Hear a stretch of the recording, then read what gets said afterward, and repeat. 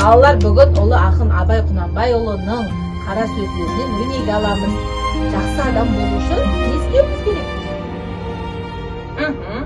Қанеке, айтайықшы, жақсы адам болу үшін не істеу керек екенбіз? Білім алу керек. Білім алу керек. Еңбек ету керек. Еңбек ету керек. Үлкенге сыйлап, кішіге құрмет көрсету керек. Ой, жарайсың. Тағы? Мен кітап оқығанды жақсы көрем. Ой, жарайсың. Жарайсың.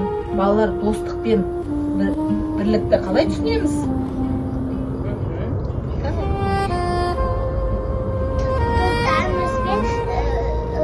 Тұстарымызбен тату болып ойнау керек. Жарайсың.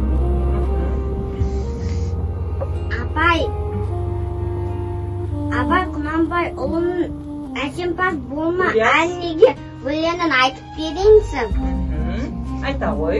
Әсемпаз болма әнеге өнерпаз болсаң арқалан. Сендей бір кірпіш дүниеге тетігін тапқан бар қалан. Тігін тапта бар қалан. Тағы кім айтады екен? Мен де айтайсың. Айта ғой, көрген қыз.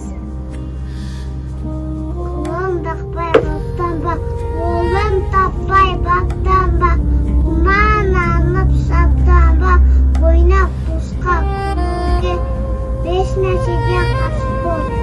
Иә, балалар, дұрыс айтасыздар.